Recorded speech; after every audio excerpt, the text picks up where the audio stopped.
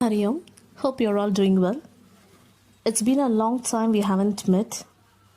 I pray that God will be with you in every step you take, and let's hope for the good things to happen. Stay safe and take good care of yourself. Now let's get into the class with a prayer.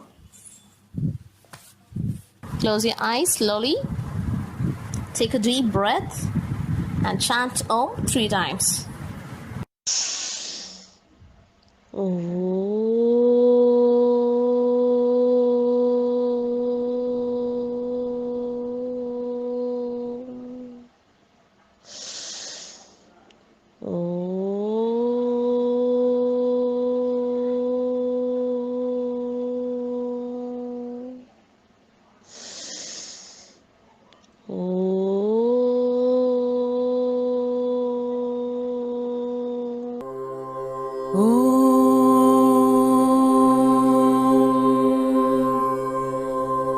सहनाववतु सहनौ भुनक्तु सह वीर्यङ्करवावहै तेजस्विनावधीतमस्तु मा विद्विषावहै ॐ शान्ति शान्ति शान्तिः हरि ओम् श्रीगुरुभ्यो नमः हरि ओम्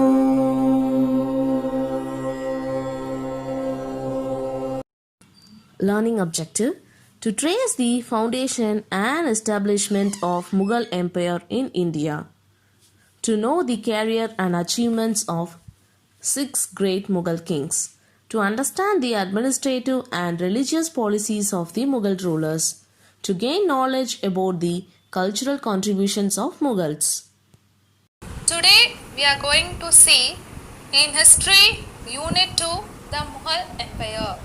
So in this lesson we are going to see how the Mughal administration and religious policies, how the cultural contribution of the Mughal Empire toward India, and the achievements of the 6 great Mughal kings. This shows how the various Mughal kings have ruled the various parts of India. So the first Mughal emperor Babur ruled between 1526 to 1530. Humayun ruled from 1530 to 1540, and he have again ruled from 1555 to 1556. The Akbar ruled from 1556 to 1605. Jahangir ruled from 1605 to 1627. Shah Jahan ruled from 1627 to 1658 AD. Aurangzeb ruled from 1658 to 1707 AD. These were the 6 Mughal kings who ruled for decades. Introduction. A new empire came to India with the arrival of the Mughal king Babur. So, except for the brief reign of Sher Shah dynasty, reign is nothing but a notable arch built during that period. The Mughal rule lasted from AD 1526 to 1707. So the Babur was the first person who invented the Mughal rule to India, and they lasted from 1526 to 1707. These were the years when the fame of great Mughals of India spread all over Asia and Europe. So during this period, the Mughal emperor spread all over India, Asia and Europe. After 6 great Mughal emperor, the empire began to disintegrate. So after the rule of 6 Mughal emperor, the empire began to disintegrate into smaller parts. Now we are going to see the great Mughal king Babur, who ruled between 1526 to 1530. So Babur was popularly known as Zahir-ud-Din Muhammad. Zahir-ud-Din Muhammad. Zahir-ud-Din means defender of faith. defender of faith. The term Mughal can be traced to Babur's ancestors. So, we can identify the terms of Mughal from the ancestors of Babur. Babur was great grandson of Taimur. So, he was a great grandson of Taimur on his father's side. From the father's side, his he was a great grandson of Taimur. On the mother's side, his grandfather was Yunus Khan of Tashkent, who was known as the great Khan of the Mongols. So, from the mother's side, he was known from the great Khan of the Mongols. Babur was born on 14th February 1483. So, he born on 14th February 1483. He was named Zahiruddin Muhammad. He inherited Fargana. So he followed the Fargana, a small kingdom in Central Asia, when he was 12 years old.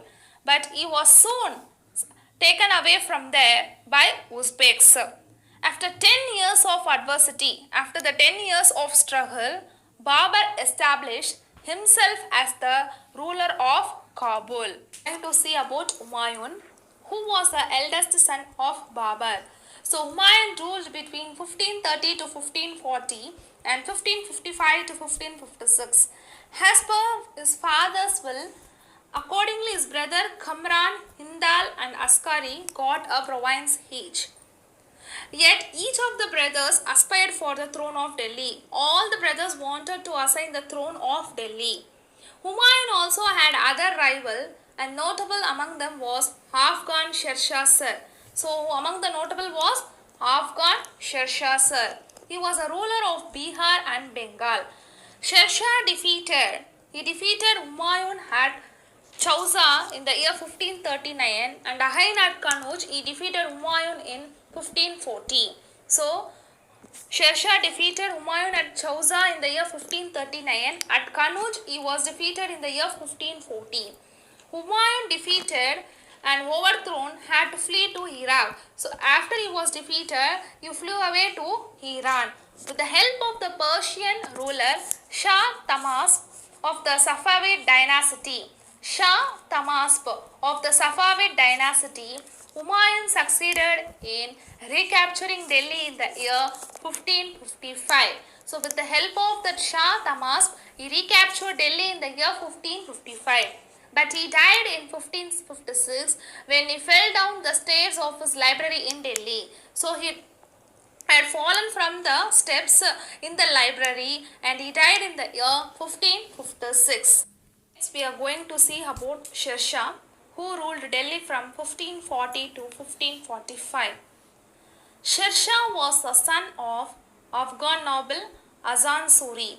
So he was the son of Afghan noble Azan Suri, the ruler of Sasaram in Bihar. So he was a ruler of Bihar. After overthrowing Humayun in the battle of Kanuj in 1540, Sher Shah started at Agra. So he started the Sar dynasty at Agra. During his brief reign, he built an empire. So during his period, he built an empire stretching from Bengal to the Indus, excluding Kashmir. So excluding Kashmir, he stretched his empire from Bengal to Indus. He also introduced an efficient land revenue system.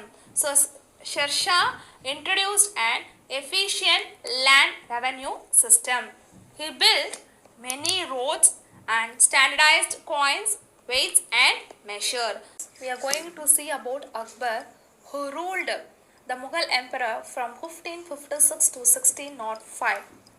So after the death of Humayun in 1556, his 14 years old son Akbar. So Akbar was a son of Humayun, was crowned the king.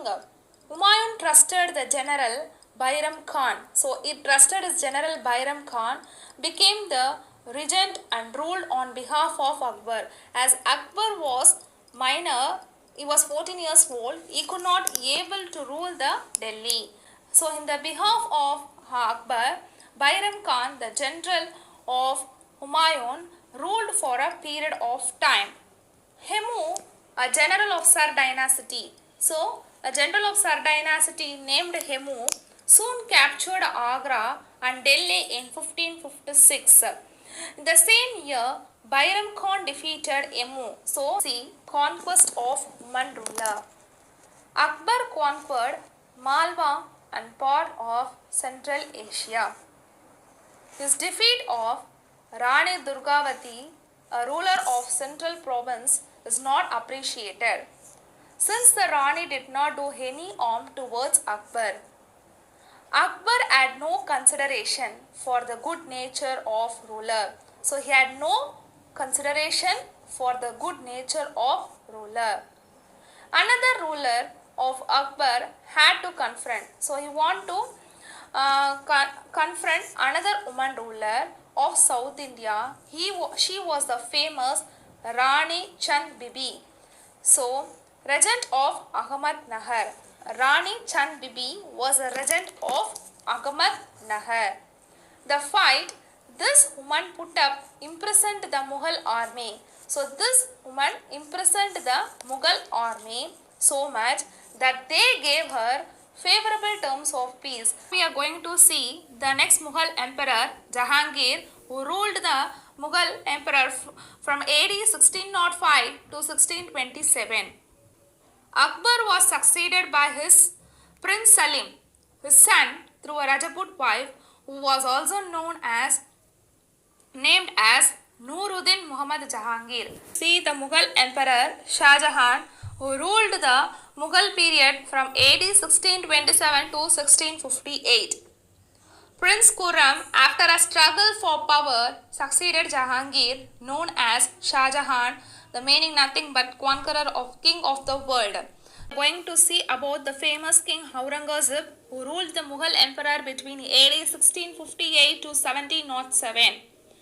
Aurangzeb was the last of the great Mughal emperor. So he was the last and the great Mughal emperor to rule the Mughal dynasty. He assumed the title Alamgir, the meaning nothing but the conqueror of the world. He reigned for 48 years. He was no lover of art like his grandfather Jahangir and architecture like his father Shah Jahan. Administration can be divided into central administration, provincial administration, local administration, army. So, central administration. The Mughal provide a stable administration in large parts of India. The emperor was the supreme head of the administrative system. The emperor was the lawmaker, the chief executive, the commander-in-chief of the army, and the final dispenser of justice. The emperor was assisted by a council of ministers. The most important officials were the Wakil, Prime Minister, and Wazir or Diwan in charge of the revenue and expenditure. Mir Bakshi was in charge of the army. So, next we are going to see provincial administration. Provincial administration. The empire was divided into several subas, provinces. Each suba was under the control of an officer called Subedar. So it was under the control of the officer called Subedar. The subas were further divided into districts called sarkars. So the subas were further divided into districts called sarkar. The sarkars were subdivided into parganas. A group of village gramas formed a pargana. A group of village gramam formed a pargana. This was the provincial administration of the Mughal emperor. Local administration. The town and cities were administered by kotwals. Kotwal maintained law and order. The Panchayat dispensed justice. We are going to see about the army of the Mughal emperor. The Mughal army comprised infantry, cavalry, war elephants, and artillery.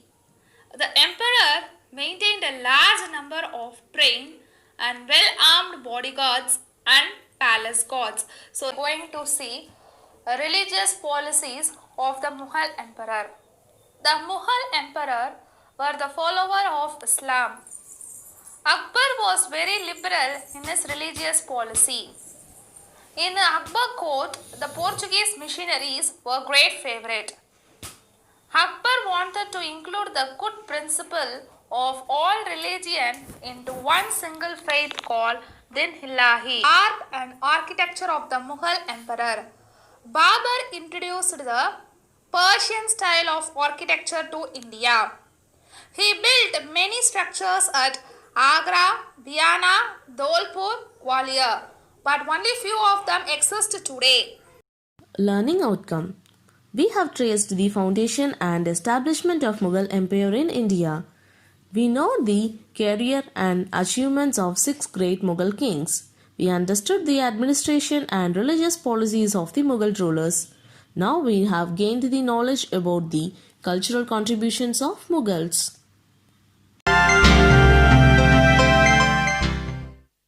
Sit down on the ground comfortably. Without moving your head and neck, look upwards and then downwards. Keep your neck and back straight.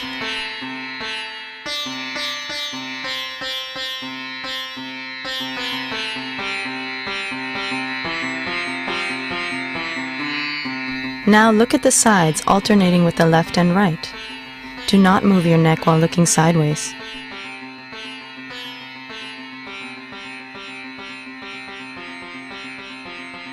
Now look to your left, then look upwards. Move your eyes right and then look down. Look upwards, to your right, and then down.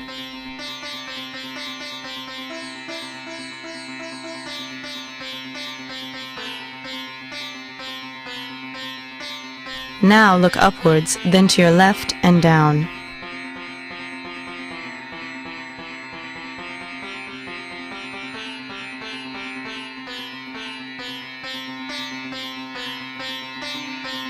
Now alternatively, look to your left once after looking upwards, before looking down, and then look to your right the next time after looking up.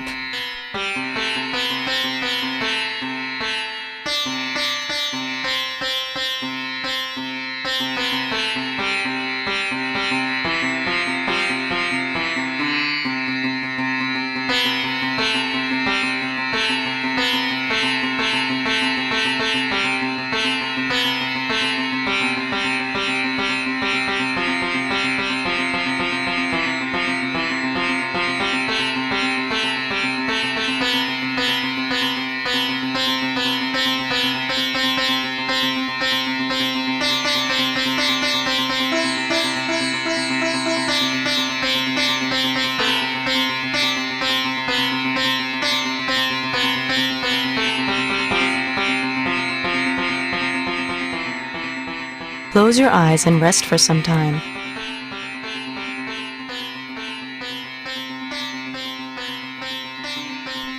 Sit comfortably and bring your hands straight forward at shoulder height and raise your thumbs. Look at your thumbs. Slowly spread apart your hands. Look at your left and right thumbs alternatively while spreading your hands apart.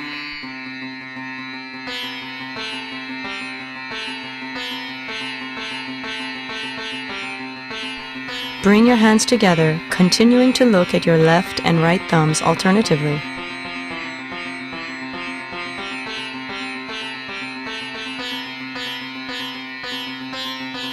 Close your eyes and rest for some time.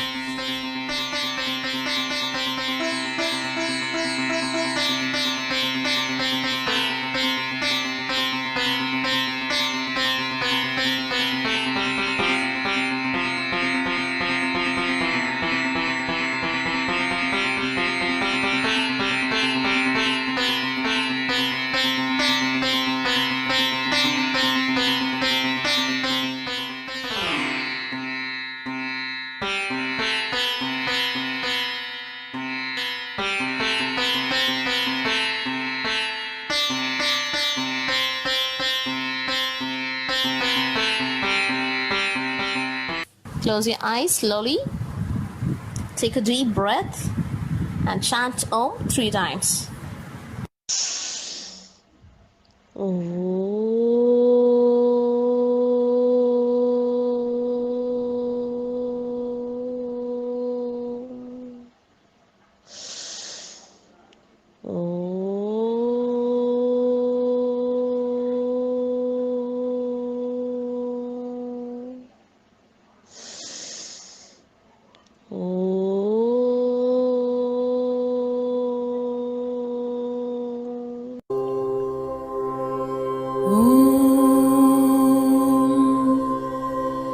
पूर्णमदः पूर्णमिदं पूर्णात् पूर्णमुदच्यते पूर्णस्य पूर्णमादाय पूर्णमेवावशिष्यते ॐ शान्ति शान्ति शान्तिः हरि ओम श्री गुरुभ्यो नमः हरि ओम।